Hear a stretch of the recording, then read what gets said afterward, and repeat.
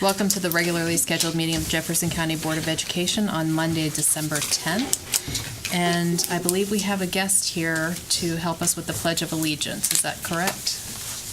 We have two guests. Okay. Would you mind introducing them, please? Thank you. Good evening. I'd like to introduce two of our fifth grade students at Ranson Elementary who are student council members. John Carlo Rose is the president of Ranson Student Council, and Sarah Diaz is the treasurer of our student council. And they are here to recite the pledge. Please join us.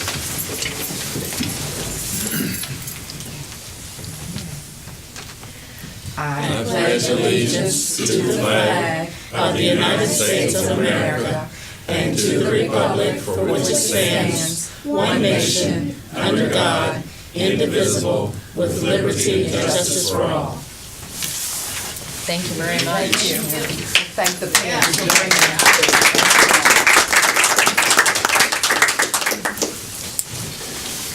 All right. Business partner signings. We do have a business partner sign tonight. You know, we are so blessed here in Jefferson County to have so many businesses that are willing to get involved with the schools, and our partner tonight certainly no exception to that role. We have with us Miss Melissa Knott from City National Bank, who's been very involved with schools for many years and hopefully will continue to be involved for many more years. They're going to partner up tonight with Blue Ridge Elementary. Miss Ziegler is here for Blue Ridge, and Miss Melissa Knott is here for City National. So you guys go up here and take a seat, please. I know they've been involved in many things already, and I'll let Ms. Knott tell you more about some of those, or Ms. Ziegler, whoever prefers to do it.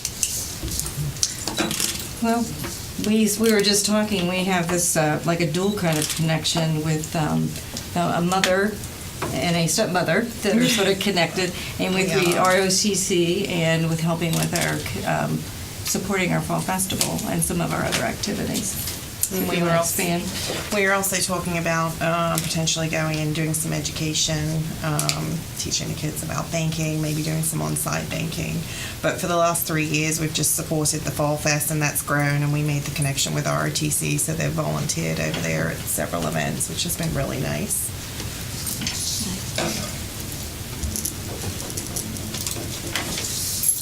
I know in the past other elementary schools have had great success with the, banking day at the school where the kids can learn to put money into They get really a savings excited. account. Right. Just Yeah. teaches them valuable life lessons at a young age. Yes, and they need it, because some of them come to see me and they don't know how to use a checkbook or a debit card.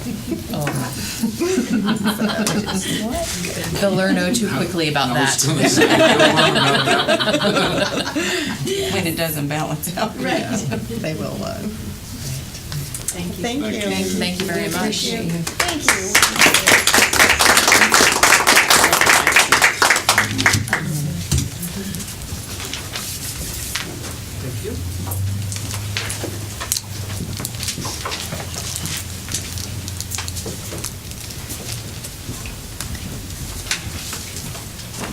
Good evening, everybody. It's my great privilege this evening to recognize our 25-year employees. I did get a few regrets sent along, people who had prior obligations, but when you put in 25 years, it means you don't have to RSVP at all. I know that everyone in the school system applauds the determination and the effort of these individuals, and I hope that they continue to inspire us for many years to come. And I hope that they always remember, whether they're here with us this evening or not, just how much they're needed, respected, and valued. So we're going to wish them all a happy anniversary. I would like to read their names and then close with the one 25-year recipient who did come this evening, so we can properly recognize her. But putting in 25 years of service so far to Jefferson County Schools: Annette Mason, Jocelyn Noland, Deborah Trinidad, Wendy Wasson, Kevin Hamilton, Jerry Mock, Elizabeth Mumaw, Beth Saylor, and Tammy Odell from Shepherdstown Middle School. If you'll come up, the board president's going to present you with a pin and a certificate. And I'm going to give you a photo op.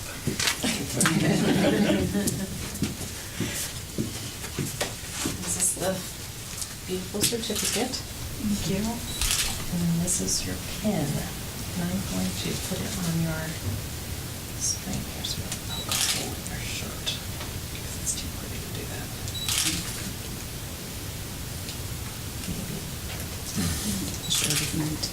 No. Just be glad these aren't like military bullet wounds or anything. Although 25 years in the school system, whew, those are some wings. Thank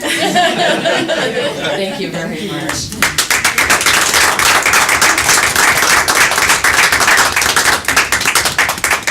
It's remarkable dedication when I sometimes have trouble staying on the treadmill for 25 minutes. So truly it is amazing, and it's important, I think, to have that consistency for your coworkers and for students. So as someone who went through school myself, thank you very much. I appreciate it. Thank you. And I'll get the rest of these to the folks who bring them. Thank you all. Thank you. All right. Madam Superintendent, any comments this evening?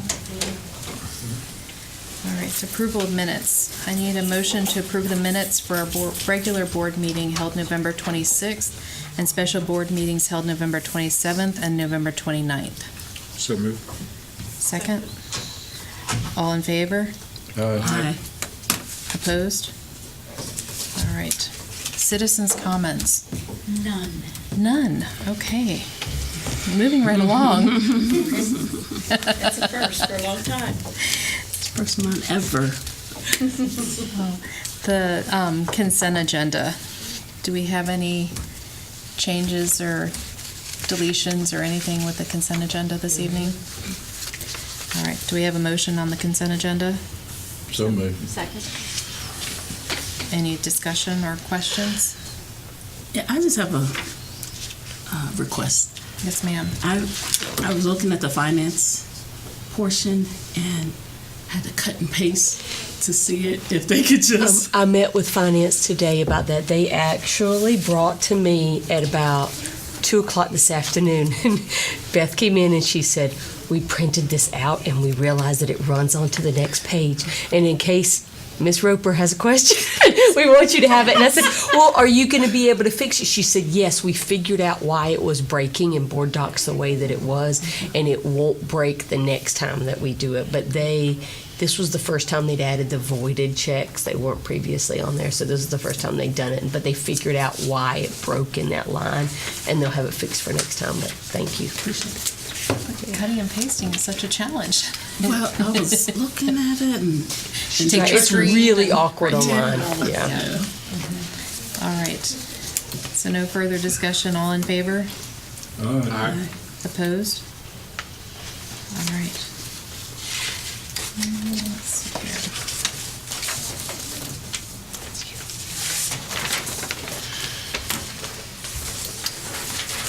The leave of educational value, isn't that part of the consent agenda? Yes, ma'am. All right, because that's not marked on here, the way the others are. Unfinished business, CEFP bond services contract.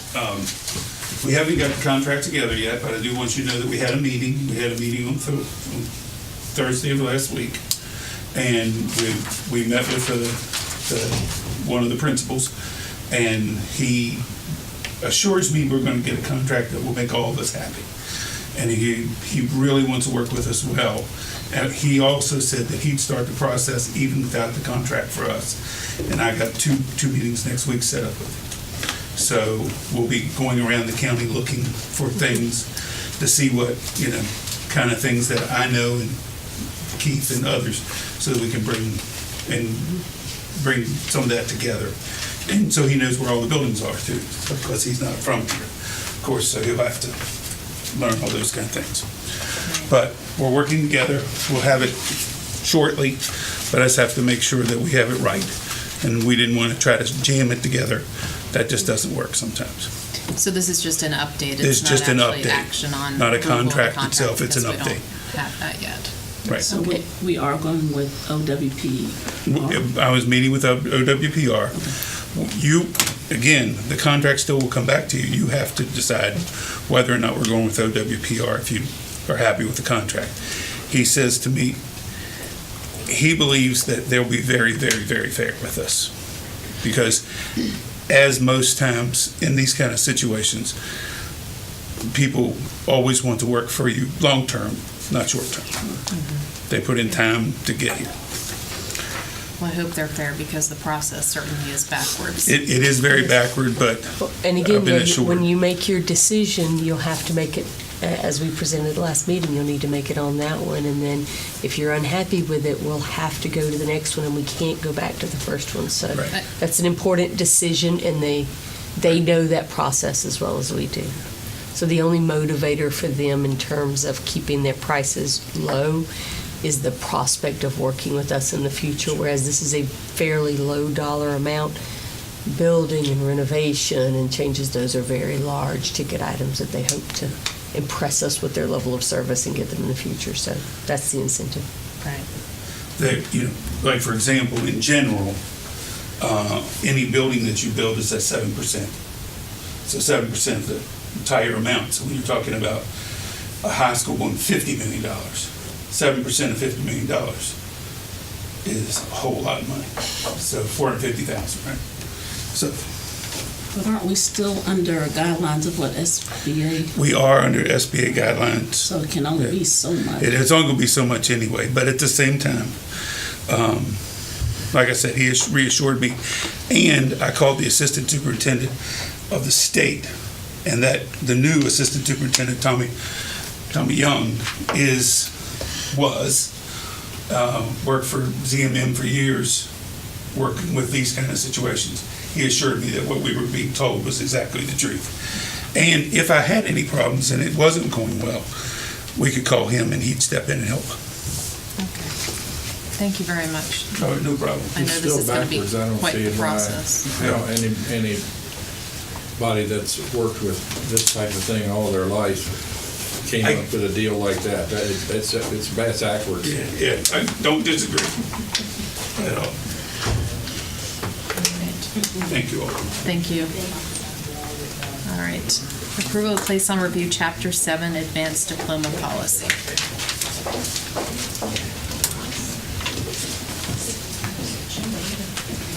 Where is everybody? Yes.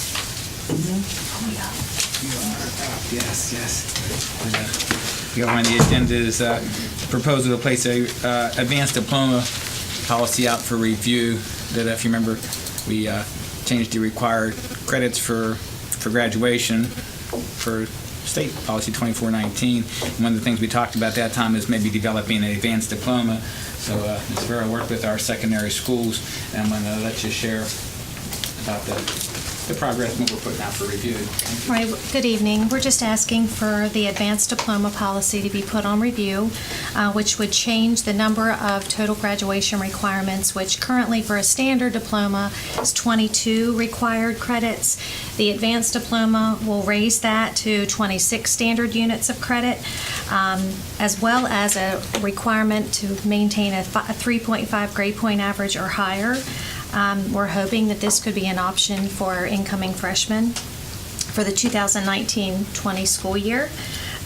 Within those 26 credits, the 4 additional credits include a required 4th science credit, as well as 2 consecutive world language credits, and 1 additional personalized credit as part of their PEP.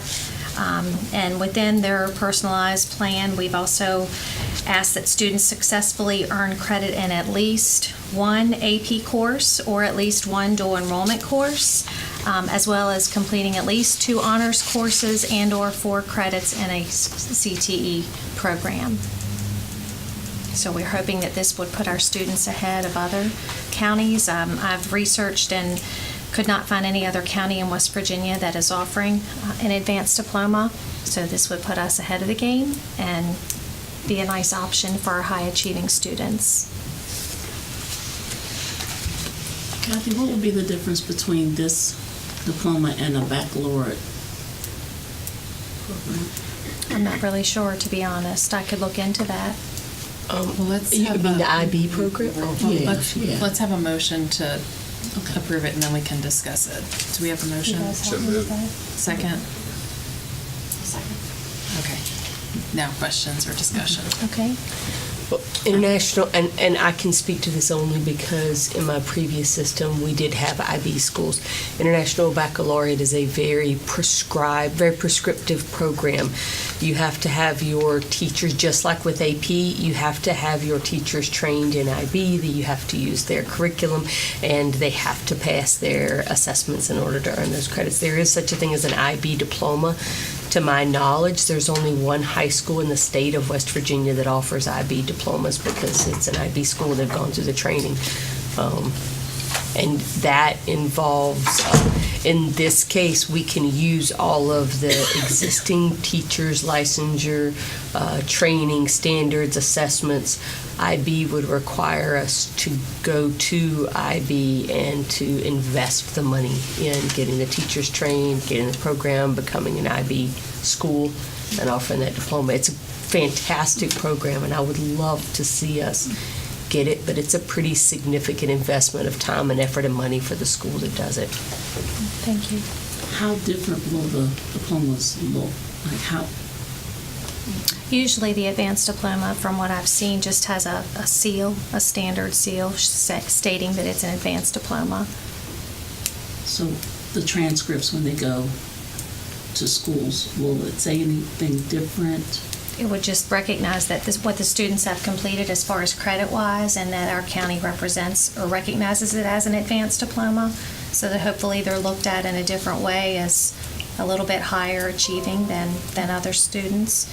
And I did call some of those surrounding colleges, and they see advanced diplomas from time to time, mainly from Virginia schools, but they say right now they haven't noticed that that's put students at a bigger advantage. But as things become more competitive, if they're in a more specialized degree, it may help them later on down the road. That was their response when I called. You think the state could recognize what we're doing in any way? I would like to think they would, but we'll be starting first on that bandwagon and set the precedents, and then maybe let the state know what we're doing. And I have had other counties say, well, if you all do it, let me know and share, just like when I did the integrated PE. They're like, would you mind sharing what you've done? And they're kind of following suit with their policy as we have.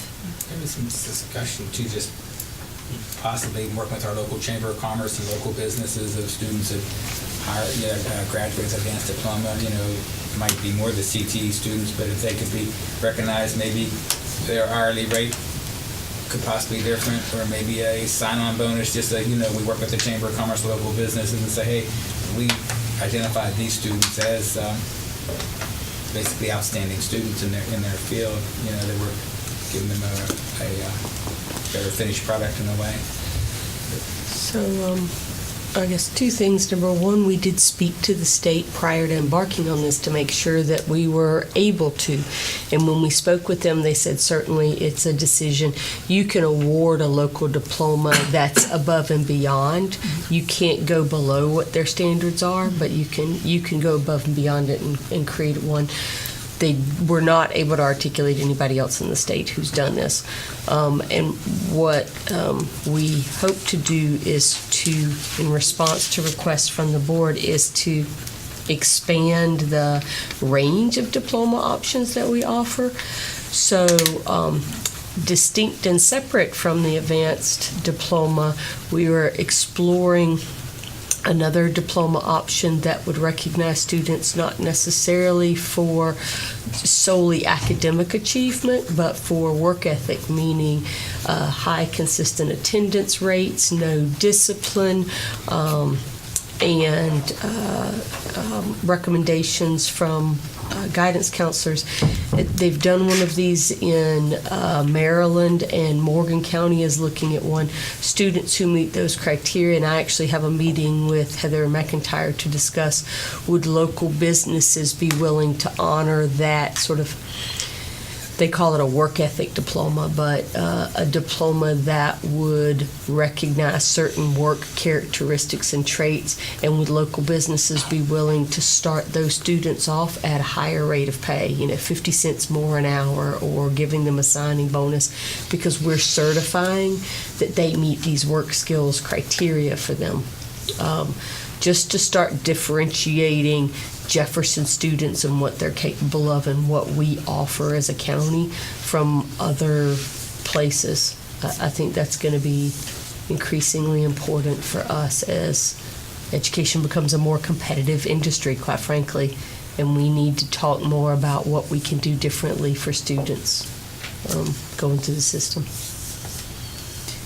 You mentioned that it would apply to next year's incoming freshman class. Is this not available to current students that are exceeding the We haven't current? started that. It hasn't been approved. It's not part of our policy as of yet, but we're hoping to start it with our freshmen and then continue it on after the 2019-20 school year. But that may be a great question. We have the heads of our guidance department here about the difficulty that might be inherent. Let's just say somebody is a sophomore this year, they're already in the system, and they're a little bit ahead and they want to get an advanced studies diploma. What would your advice be about where we would start this at, should the board make a decision that we want to have it? I personally believe that it should start with the current freshman class, because that's when the graduation credits changed. So everyone else is getting has to have a minimum of 24 credits. So the current freshman class, that's where graduation requirements changed for the state, and our board voted to keep it with the state, to align with the state. So to me, it would be, and that's the same thing with the integrated PE. I mean, it's starting now. So even though we've already begun the school year, I would think that it would be able to start with this current freshman class. But anyone who has to earn 24 credits to graduate, it would not apply to them, I would not think. Gotcha. That's a great point.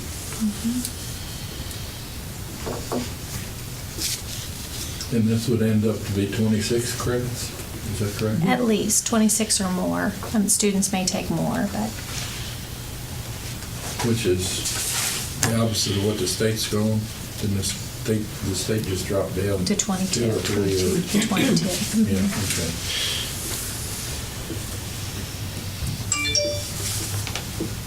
And in that list, you mentioned that it was 2 years of a foreign language that were going to be required. As part of the advanced diploma requirement. As many colleges require that still. Well, many of them require 3 years, and so that's why I'm wondering if the advanced diploma should also carry the requirement of 3 years as opposed to 2 years. The state of West Virginia doesn't require it at all. So it is an additional for West Virginia students, because they do not require 2 years of a foreign language to graduate from high school.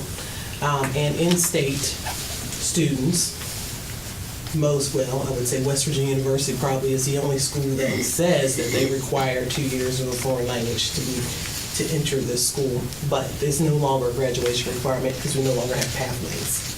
Correct. So a third year of a foreign language would be part of the personalized education plan. If they wanted to do another one. Right. So that could be an academic elective or just as an AP course.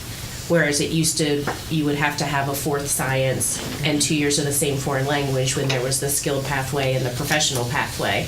When it went to college and career ready and everyone had the same graduation requirements, the personalized education plan, that is where a college-bound, 4-year college-bound student, we would recommend that the personalized education plan is the 2 years of the foreign language and the fourth science.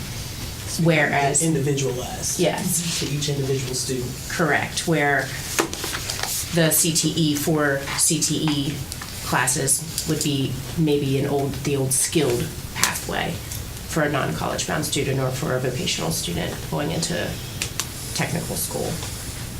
So it's individualized for each plan. So we could recommend a third year, which we do. Because students are still Absolutely, encouraged especially for to out-of-state students. get in touch with the colleges that they plan to attend to find out what their requirements are.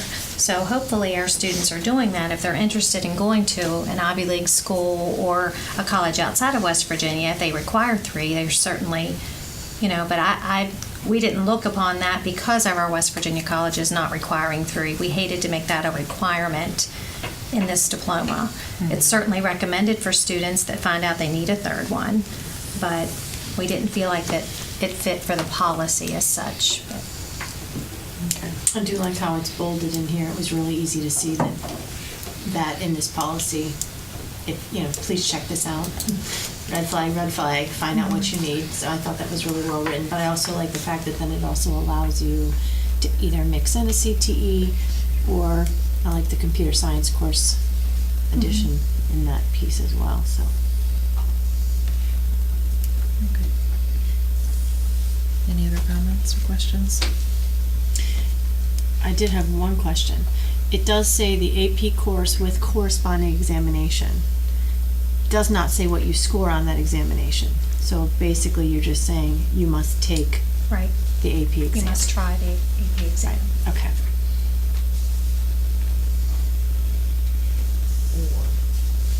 Those are 4 listed, and those are Or dual enrollment. Right, all and/ors. All right. Any other comments? All in favor of placing it on approval? Aye. Opposed? Okay. Thank you. Thank you. Thank you very much for your hard work on this. It's very well done. Appreciate it. All right. Action on approval of the 2019 retirement incentive.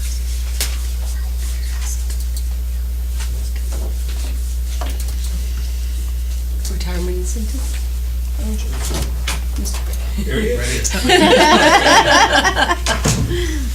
All right, thank you very much.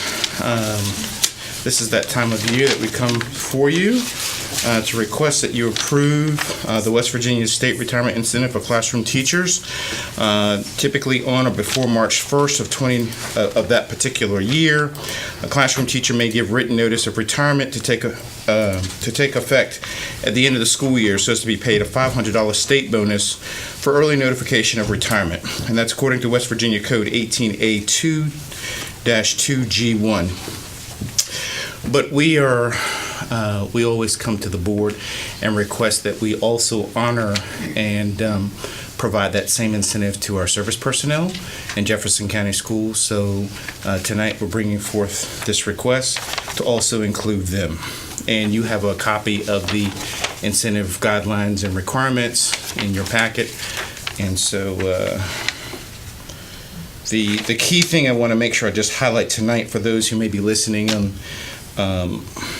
the community, that if an employee's retirement date falls after June 30th of 2019, he or she will not be eligible for the retirement incentive. So it's imperative that we receive it by March 1st and that they are going to retire by June 30th of the end of the school year. Do we have a motion? Second. Any questions or discussion? I just had one question. Did we used to have this date of January 1st? When I looked at this policy, didn't it used to be you had to put in your request by January 1st? I know there were a year? series of dates prior to 2013 that were earlier than they are now in the current code, and that preceded me, so I'm not familiar with whether or not this was one of the dates that was perhaps one of the earlier dates as well. So how does this March 1st deadline line up with knowing that a position's going to be open, making sure that there's, number one, time to fill it or repost it, but number two, also maybe changing it, transfers, I know all the other different dates that we have to work with. Which the only reason I was thinking about is because I really do think that, as before, this date was always January. not March. If it was previously in January, that would have preceded even the RIF and transfer season. So typically, you utilize that opportunity if there are going to be changes to a job description, that you would kind of see what's going to happen with that school year, determine that, place those positions in the RIF and transfer process, and then by May 1st, have made a decision at that point by code as to what you were going to do with the new year.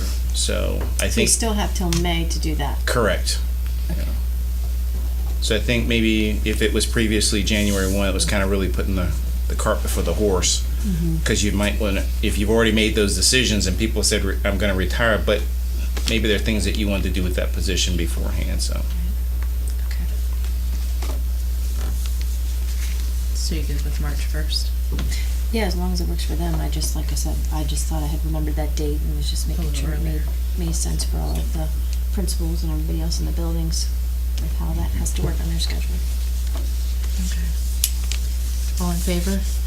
Aye. Opposed? All right, thank you. Integrated PE policy review and clarification.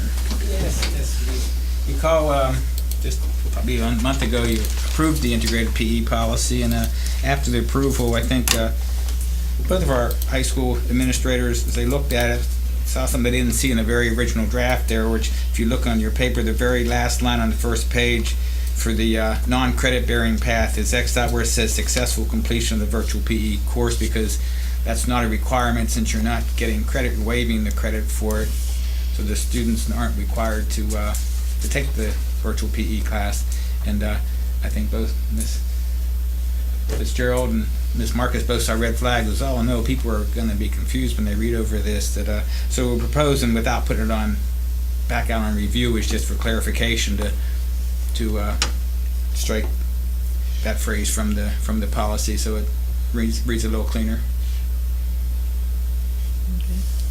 Do we have a motion? So moved. Second. So just have one clarification.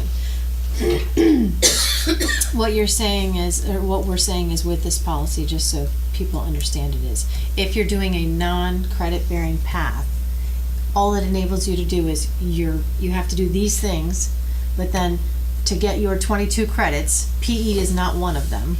You're waiving that. Correct. You have to find some other way that you're going to gain this credit. Or you do it with the credit-bearing path, meaning you have to successfully complete the online virtual component as well as those other pieces. It's really just that simple, right? Okay, I just wanted to be sure. I kept having people ask me that, and I'm like, it doesn't seem that difficult, but that's okay. If you want the credit, you have to take the test. If Right. you don't want the credit, Don't take the test. Okay. But you better be moving. or at least marching. Right. Or dancing, or something. All right. singing. Any other questions or comments? All in favor? Aye. Opposed? All right, thank you. Thank you. Recommendation of a personal care aide for Driswood Elementary School.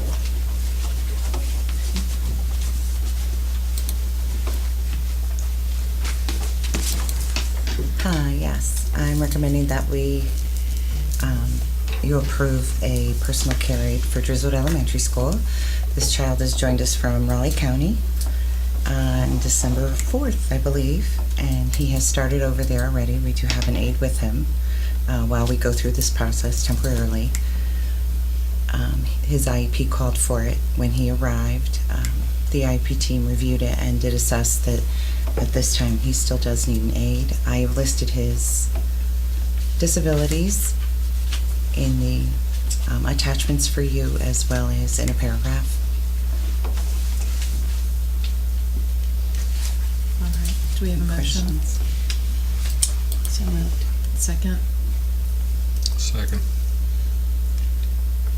Any questions or comments? I have to say, I had several. His foster care, he was placed here with us December 4th.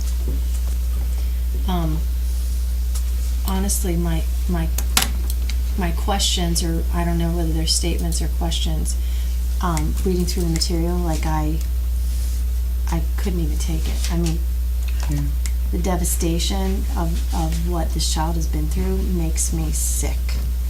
And I don't know how, one of my main concerns was that we are giving him an aid, but what are we doing educationally? I noticed he had not even really, since I think it was 18 months, gone through any real skill assessment academically to even know where he is. Not that that's our fault. You're just inheriting this child, but After review of the IEP by the team, we have placed him at Driswood because he has started in the autism classroom for specialized service. It was his first day today, so I'm sorry, so I'm off on my date. Sorry, he came a week later, but we thought we are in the process still of assessing our OTs, our PTs. So again, we're just getting him in there and getting him settled. Again, a new surrounding, that all has to be taken into account. the other thing I noticed on his IEP, I want to say he had, was it 60 minutes a month? For, I'm looking at his disabilities and I'm thinking, shouldn't that be, clearly has to be a misprint. Like, but it wasn't, so. OT. Is it OT? Yeah, OT 60 minutes a month. And but it's on even- top of 180 minutes of PT and then 5 more, 120 of speech therapy and then personal care. Some of it is the complexity of the amount of Right. services. Yes.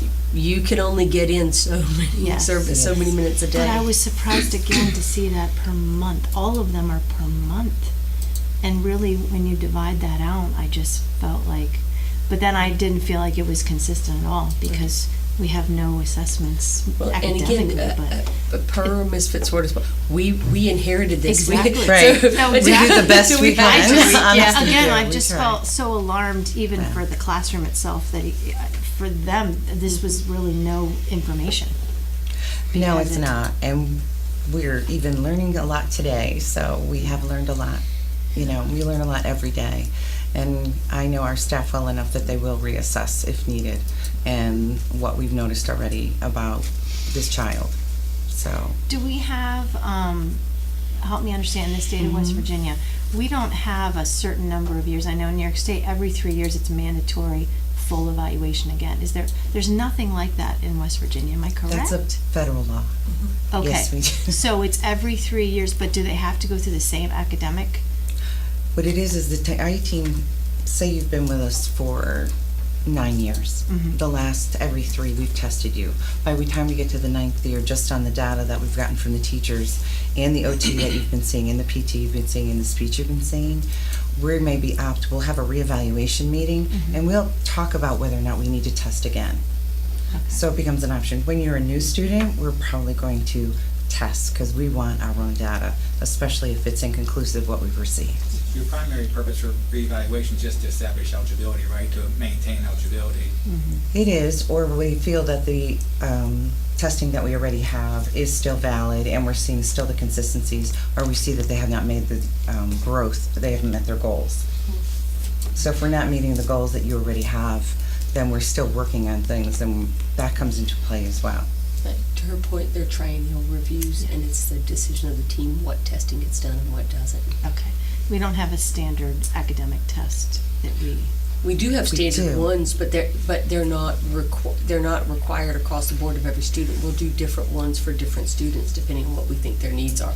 The federal requirement is that the IEP team, eligibility team, meets once every 3 years to look at the situation and determine what testing, if any, they need to reassess the child's eligibility.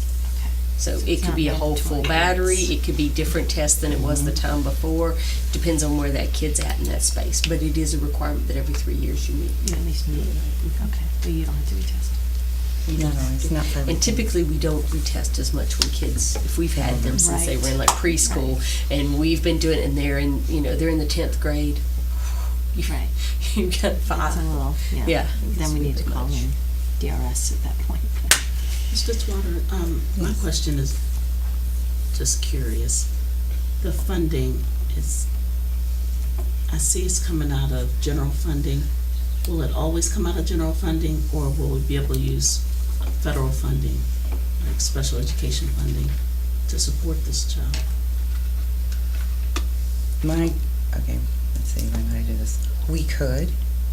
Normally, my federal funding is placed with the special education students that we have already, automatically. Everything and anything I can goes towards that. So any additional that comes up in the way, and there isn't any left, will come and as the reserve have it come over. Okay, so for the rest of this year, we'll take it out of general, but next year, will this, if this child is still with us, be put in with your other special education? It could be. You have that maintenance of effort there also, right? That the county still has to contribute from the general fund for the students also, as it is, though, right? Correct. We have to, yes, we have to do a certain amount to keep our MOU at, not our MOU, maintenance of effort, wrong part. Our maintenance of effort has to stay the same as what you want to do. If it goes down, they want to know, and if it goes up, the state wants to know. So if you graduate out a special education student, then you could pick up this student next year? Correct, that could happen. Okay. And I think the primary issue is that the special education expenses exceed the special education revenue by millions of dollars. Yes. So to your point, could we choose this particular aid to fund through special education? Yes, but we're not within, I bet we're not within $3 million, maybe even $5 of having as much special education funding as we have special education expenses. So it's not that we didn't spend all the special ed money this year and so we chose to take it out of general ed. It's that all of that special ed money is committed already, and we have millions of dollars more in special education expenses that we have to take out of the general fund because we're not getting the amount of federal or state special education money, not even close to what it costs. He will be considered part of your special education population. Oh, yeah, absolutely. As soon as he walked in the door. I just wondered when you said, he's not mine, or... Oh, I'm sorry if I said that out loud. I just wondered, okay. All right. If I remember correctly, special education reimbursement is not, they're 2 or 3 or 4 years behind all the time. Is that still correct? They are behind in terms of the payment. I think probably the biggest issue is that when the federal government issued IDEA at the time, they stated that they would pay 40% of the costs of special education, and we've never gotten more than 18% max of our special education costs paid by the people that make the rules about what you have to do for special education. So. And even that's late getting And here. even that is late, yes, sir. Okay. That's what I thought. All right, so we have a motion and a second. Any other question or discussion? All in favor? Aye. Opposed? All right, thank you. Action on approval of a new bus driver position.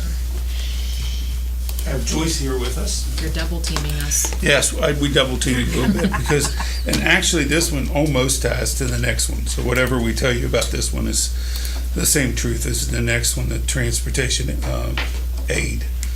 And Ms. White, talk to you a second. We're requesting a second bus, as we have had in the past, for Brookline students who are transported out of state to Hagerstown, as the ridership on this bus has changed. Some of the students on this bus now experience near a 2-hour ride one way. And the bus goes from Route 51 to Route 115 to Harper's Ferry to Bakerton to Shepherdstown. So it is all over the place with picking up students to transport them out of state. At this time, we're requesting another bus with a driver and an aide to alleviate the students' ride and to get them to school in a more timely fashion. These, we might want to get into just a little bit of the fact that these students, are some of our students with some of the most severe behavior. I am so sorry. I cannot figure out what's happening. Merry Christmas.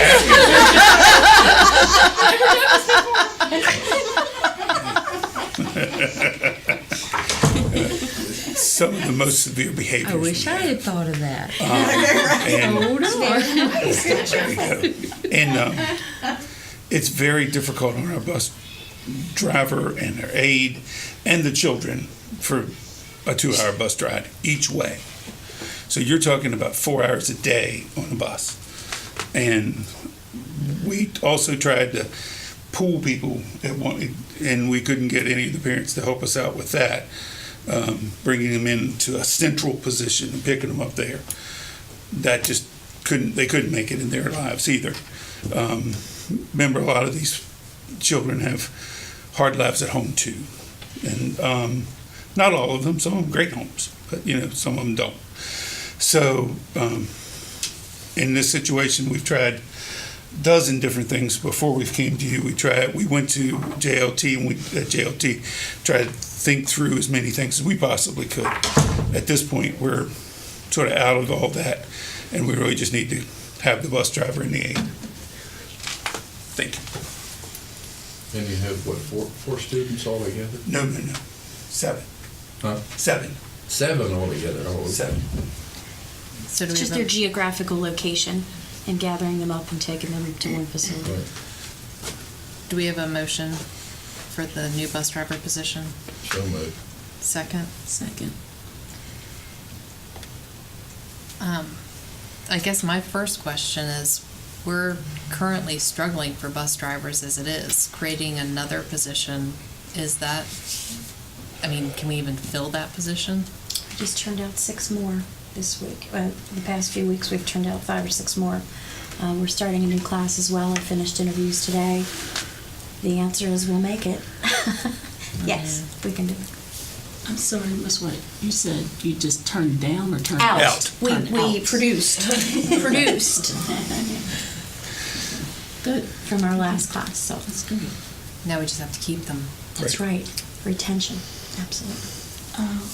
And I know you probably already thought all this through, but is there a West Virginia law that says that they have to be on a school 1 bus? hour. What'd you say? 1 hour. There's a recommendation Yeah. for school bus rides. As opposed to a van? Yes, school bus as opposed to a van. When you transport, policy says when you transport students to and from school, that they should be in a school bus, not a van. That's for safety reasons. So my question would be 2 questions. One, have we looked at, I know driving past different buses, I see some very full, some not so full. I know it is all about geographical location, but have we looked at combining any other routes so that we then don't have to strap to look for, because that's my concern too. We have signs everywhere that we can't get bus drivers. So, I'm thinking somebody's gonna bid this route because this is, it's a smaller bus possibly. Some other people are like, no way am I doing that. I get that. But that being said, this is a definite need. Obviously, it's gonna have to be filled. So then that's pulling somebody from another main route. How much better have we progressed over this last year of not having our mechanics drive buses? Or are we still at the point where our mechanics and Sam and everybody else over there is still driving buses almost daily? This year's a little better than last year. Some days they do, and some days they don't. It depends on our absentee rate. We are doing a little better with that this year. As far as the efficiency of the routes, those were looked at 2 years ago. We continue to look at that and see if we can become more efficient. In the case where you're transporting students out of state, it's just not possible, to make that work. You could, I suppose, combine another route, but I think we have them as efficient as possible right now. So I don't think that's an option. Because if it were, we would certainly look at it. As I said, we reassess that annually and as needed. The routing specialist does that. He was involved in this decision and in looking at it, and his assessment was we needed to add a bus. Okay. that was my question, because I know, again, other than the year we said we must do this and we need these combined. Right. We haven't seen that, so I wondered if something like that has to happen to actually look at it, or is it actually looked at that you can tell me for sure, I see 2 buses going down the road, both have full, I mean, I think there's 3 that actually come in my own development. Right. And I Because always know tell there's people, difference- where along the route are you seeing it, the beginning, the middle, or the end? Because they're always in various stages of being loaded or unloaded. The best way to gauge that is to watch when they pull into a school. Right. Well, and also you have the fact that you have people who, yes, at the beginning of the year, you had this many students. Correct. Halfway through the year, you realize half those students don't actually ride the bus. So then you end up with empty buses, so. And it varies, because especially with your secondary students, I might drive some days I might not have access to a car. Some days I might stay for sports and I might not ride the bus, and when I don't have sports, then I'm back on that bus. So you kind of have to save the seat in some cases, because ridership does fluctuate depending on time of the year and the need of the students. So we have to account for that as well in our ridership. We do take load counts, so Larry is aware of the load counts of each bus, and he reviews that periodically. And then if we pick this up as a permanent position, and at the end of this year, we lose 5 of those kids, or 4 of those kids, or even 3 of those kids, but they're all on the left side of the county, the right side of the county, we'd be fine with 1. This is a permanent position, am I correct? This is not until the end of the year and we reassess position?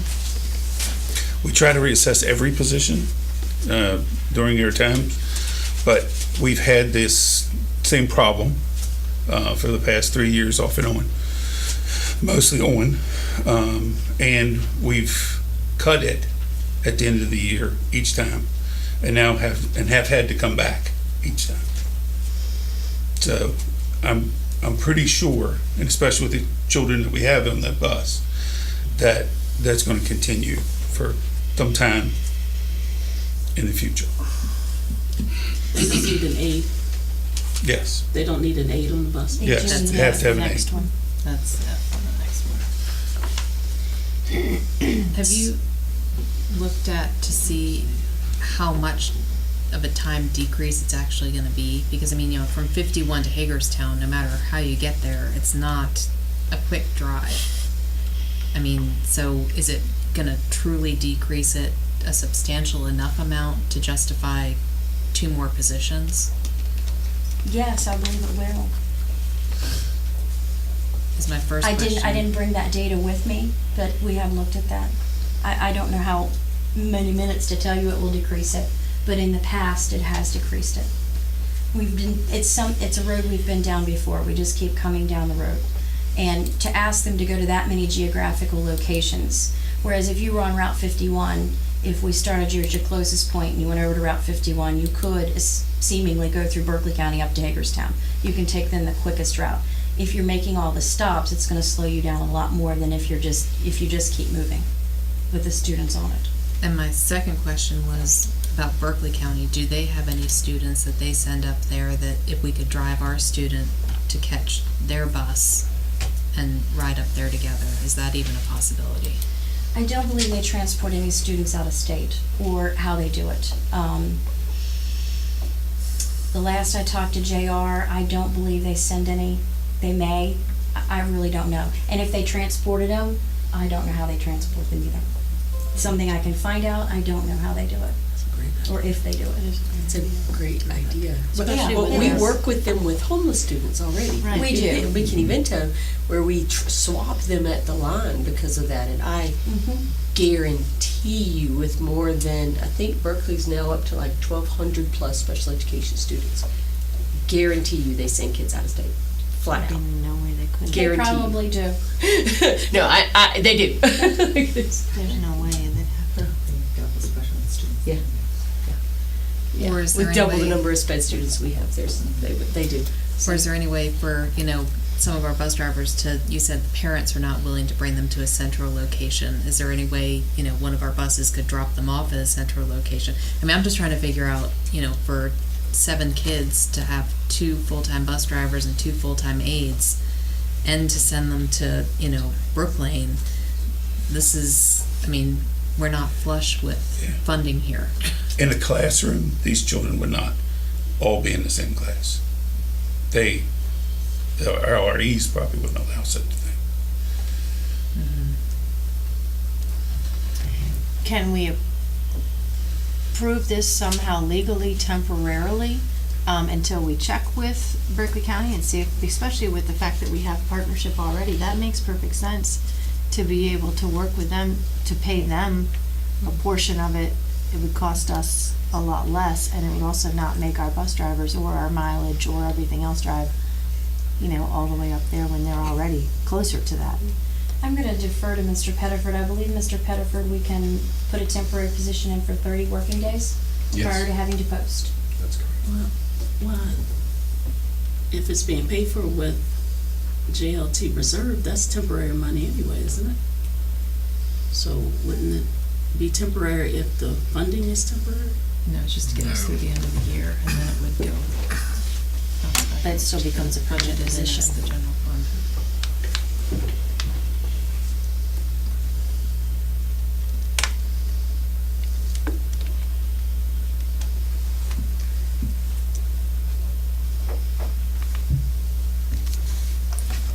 I think we're better off just to go with the way it's going, the way it's approved. We get too complicated, it's just gonna get more complicated, so This is expensive. I think This is I costly. think we need to do it the way it's This is costly, Gary. requested. Looking into it. Except that if This is this is not gonna be a one-time thing when you think about it. I mean, this situation as a whole is only gonna get a lot worse for us. So if we go ahead and take the time now to say, we need to explore this possibility, if we can set those types of things up now, that's something that we will have for the future. So here's an idea. We have an LSIC meeting scheduled for the 20th. So we still have time, if you wish, for you to table this today, us to put it on your meeting for the 20th for your consideration. And that will give us time to speak with Berkeley, and quite frankly, Berkeley runs all of their special education transportation through EPIC. So we can discuss with Sherry Barnett over at EPIC and with the head of transportation in Berkeley what they might be willing to work with us on for payment to them to be able to take those students from the line over. I mean, we've never hesitated with any special ed funding, but it's just, this just seems. We'll check that the timing works, because geographically they're probably visiting numerous places. And then if they come near the line, to be able to do that, or we can establish a point and the timing works. So I'll work with Eric, who's in charge of special education. Okay. That makes sense. So currently on the floor, we have a motion to approve the new bus driver position. So we have to vote that down and then put it on the agenda for next time. We can just vote to table. Vote to table it? Okay. So do we have a motion to table it? Move we table E, the action on approval of new bus driver position. You want to go ahead and did you put out E and F at the same time? You did? Okay. So do we have a second to motion the E, the new bus driver position? Do we want to go ahead and Table. Let's do them one at a time. One at a time. You want to do it one Give it to us Oh, one okay. at a time. Okay. All right, so we have a motion on the floor to table the approval of the new bus driver position until our next meeting. All in favor? Aye. Do we have a second? Lori seconded it. Athena did, yeah. Doesn't matter. Opposed? All right. Make a And so motion, then- we table F, the transportation aid position as well. Second. All right. All in favor of tabling the new transportation aid position? Aye. Opposed? All right. Thank you. You're welcome. So they'll be tabled till the December 20th. Yes, ma'am.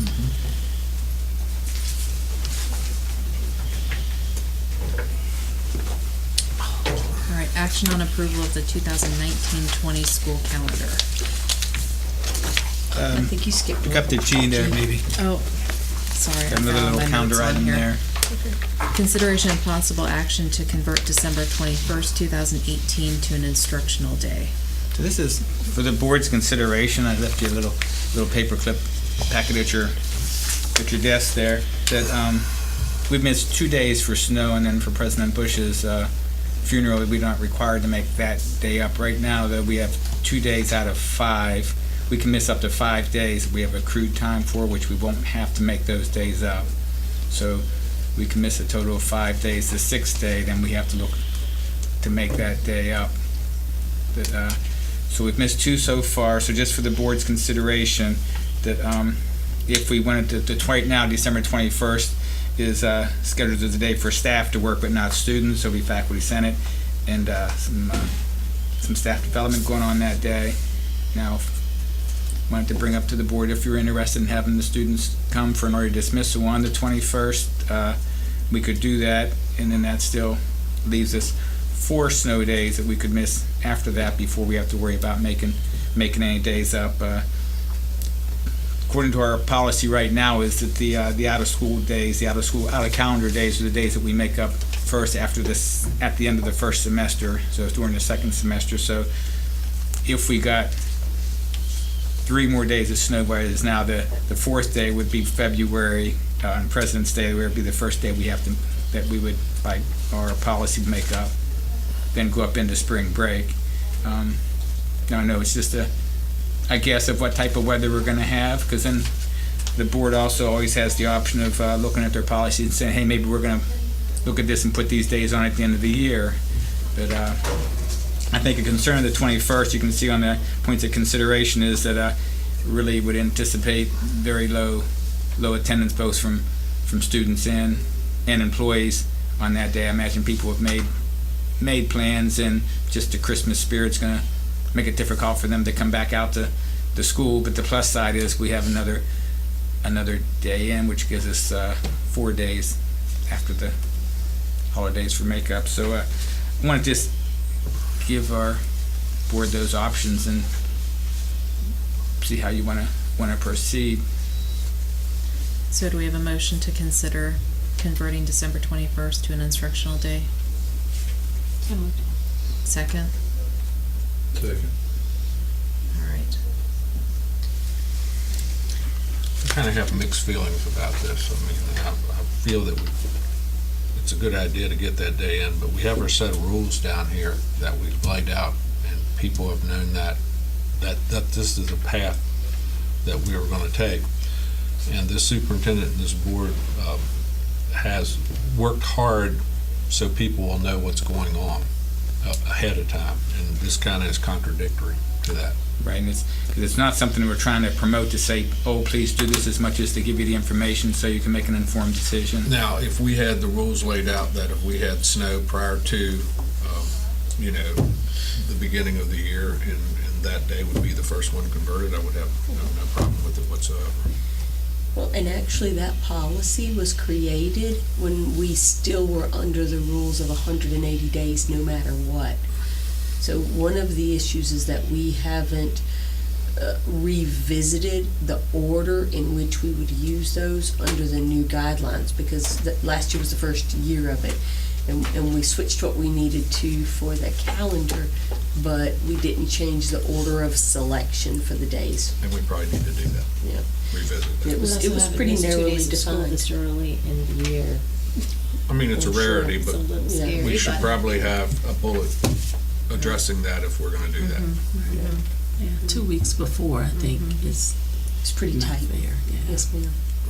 I'm concerned about our absenteeism rate as far as it will tank, and that's going to ding us for the whole year. It's going to drop all of our stats down, and I don't know if that's worth the risk, both financially and because we are graded on that, for the one day. I mean, if we had another snow event today, and we knew we were, then I'd be like, oh, put your boots on, we're coming to school in 2 weeks.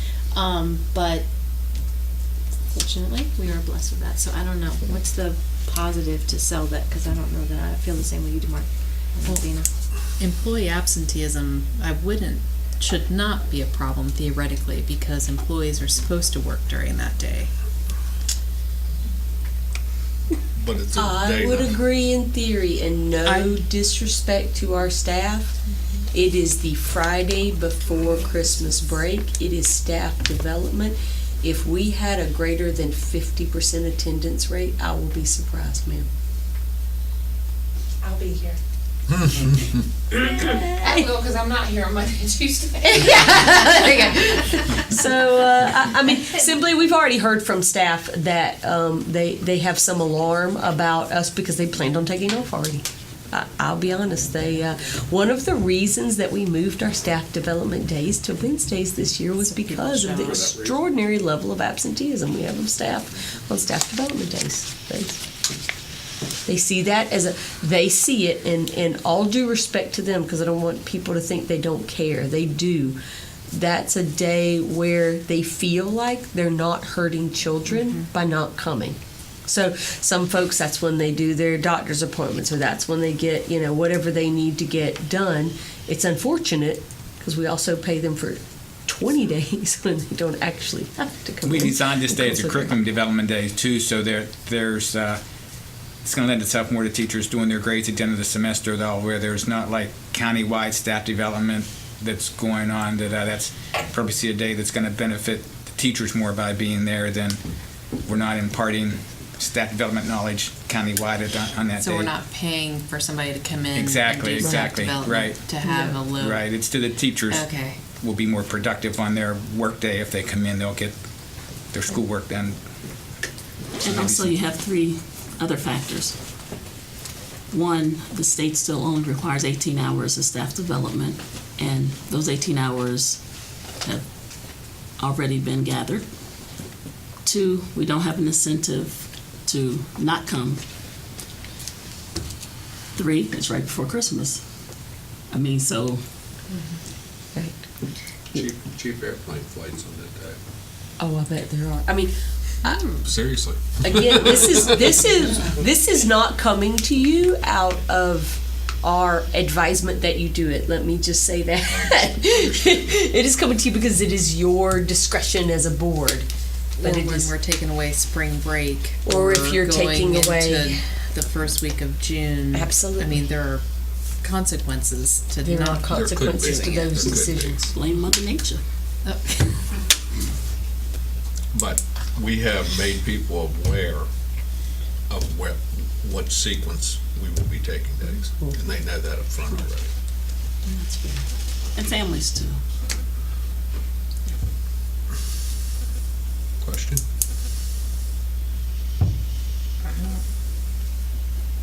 I can go either way. I mean, I'm concerned that the weather is a little bit quirky lately. And so, Sure is. I mean. When Mr. Dingus and I looked ahead in preparing for this meeting, we went to the National Weather Forecasting and got, because we subscribe to a lot of weather forecasting services, not surprisingly, and the 90-day out, it was a little over 50% greater precipitation prediction for this winter than in last year. And so it's what it is. It is what it is. We're going There's to no get doubt. more snow. It's a There's real just good no. chance we're going to Roll the dice. Okay, Yeah. you don't want to take away the 21st and still have to take away spring break. I don't want to take anything away. Let's just make that perfectly clear right now. I don't know what the weather's going to be. But I just know, how Berkeley got hammered last year for taking away spring break. That's, Mother Nature. All the reports I've heard. Finally, somebody else got calling for heavy snow this winter. That's. I'm so cozy. We're going to have a good bit of snow. Yeah. We're going to have a significant amount of snow this winter. Yes, I think so. And frankly, I think in theory, it's a wonderful idea to say, oh yes, let's just take the 21st and we'll go to school that day and then it's one less. In theory, it's a great idea. But for all of those other reasons, it isn't, it's not going to be an instructional day. because it's going to be so discombobulated at this point for 2 weeks, making sure everybody knows and having to do this, and then teachers don't get time to plan and do the things they've already planned, and then the others that already have the day off, and they're going to be, And it would still be a stinged on 2-hour that. early dismissal. I will point out that Because is a faculty faculty senate. senate day that we cannot remove. So you're talking kids come, they do Breakfast. one round They of do silent breakfast. night. Breakfast. They eat breakfast, they do one Christmas activity, they eat lunch, they go home. Yep, Yeah. Yeah. And that's just the way it is. pretty much It's so. just the way it is. Or they could just stay home for the day. Call for Or the they question. just, yeah, and many of them will just stay home for the day. It's easier for parents too sometimes. Yeah. Okay. Yeah, I agree. So, the motion on the floor is to convert December 21st, 2018 to an instructional day. So, If you vote for if that, you we're vote for that, converting we're the day. converting it. If you vote against it, we will leave it as As is. As is. Okay, does everybody understand? All right, so all in favor of converting December 21st to an instructional day? Or against? All opposed? Aye. All right, so motion does not pass. That's what you stayed for? Oh my I've been getting God. text messages. I've been getting text messages all night. What's happening on the 21st? That's what they stay That's what they stay They're for. smiling, so. And the 21st. Evidently, we did the right thing. Shall we sing on the way out? Yes, please do. All right. Merry Christmas! So action on approval of the 2019-20 school calendar. I think this may be easier. Yeah. Yeah, that calendar in front of you there. We've had the calendar forms. It's a lot like this past year's calendar. It seems like this year's calendar was well received. We thought there isn't a lot of reason for tinkering with it. It has the Thanksgiving break still on there and the similar type of start date and finish date. I'm sorry, Mr. Blunt, are you talking about this year's calendar or next year's calendar? Next year's. Next year's calendar. But the one May I that's in have it? front of us is this year's. Yeah, the one The that's other's on your online screen. on the screen is next year, the one that's in front of us is this year, so you can kind of compare the two. They're happy as can be out there. They're out there texting all the other They're principals. happy. We're not going to school on the 21st. We're on the cruise. Exactly. Chris is still on. It's Cheap on- air on flights. there. It's been uploaded. Thanks, Mr. Osborne. Saving paper. Just remember this happiness down the road. Yes, I know, right? Oh, yeah. It's gonna get ugly, I think, this year with all that stinking snow. It is.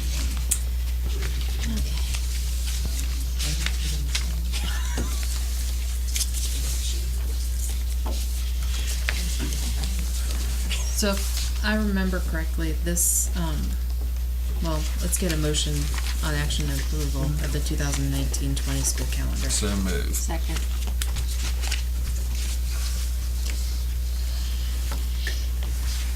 This one also has the Friday? No.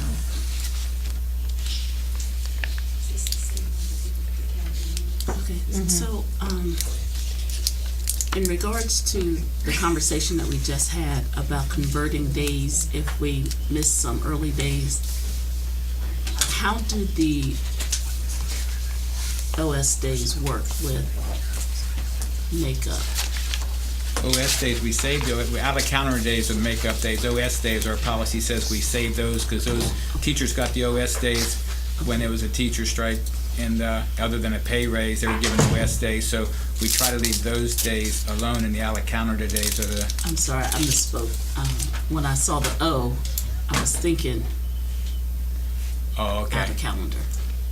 Okay, so the O's now are the allocant. Yeah, the orange days are your the orange days out out of of calendar calendar. days. So the orange days on your calendar. Okay, the out of calendar days can be converted. Yes. Now, right now, our policy says second semester, we would convert those.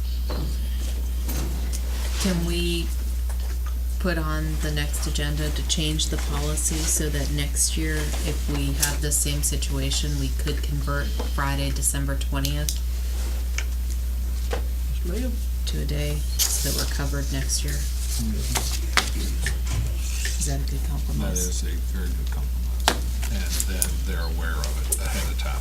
So put that on the January board agenda. PO days. Now, do you want that worded, once again, we can have 5 days built in, so you want it worded so that if we miss any school, that would be the makeup day? Could be the makeup day. Could be, maybe, not shall be. Because, there's a PO day on the 23rd also, so we would have to be clear so people can kind of figure it out themselves, I would think. Well, I think we could also give you guys a lot more flexibility as a board. And because there are certain things that you have to put in there, but they don't tell you when, other than OS days and how many you can use before the 130th and after the 130th day. We could give you the flexibility of converting. How about let us work on some language and we'll send you out some ideas for giving you flexibility. And you could put that these days may be converted prior to the beginning of the second semester. We probably need to give people so much notice also.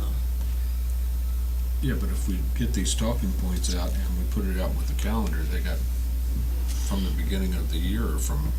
But you're saying we had that snow on the 15th and 16th or 14th and 15th, and we could have told them in November, hey, now, as a consequence of these days being canceled, December 21st will be a instructional day. Like we've moved the social studies fair, we knew that, okay, we moved that. And As long as we have it on these talking points and we make people aware of it, then I don't have any problem making that choice then.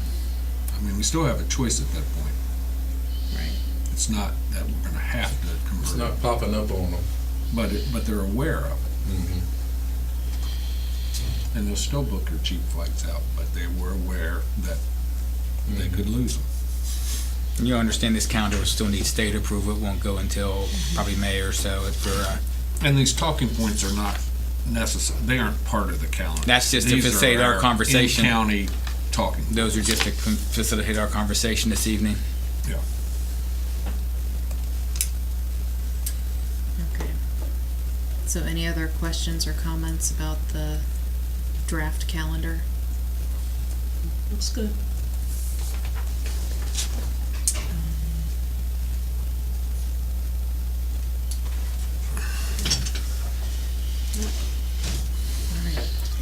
So we have a motion and a second. All in favor of approving the 2019-20 draft calendar?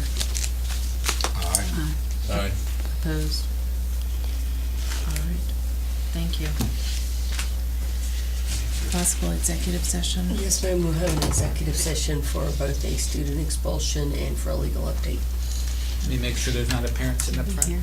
Yes. We have a addendum. I didn't say that. I'm gonna make sure there's not a parent sitting in front. We did. You can do that. That's what I heard you say. So there's a motion on the I just floor. inferred my own. Sorry. There's a motion on the floor to move the addendum agenda prior to the executive session.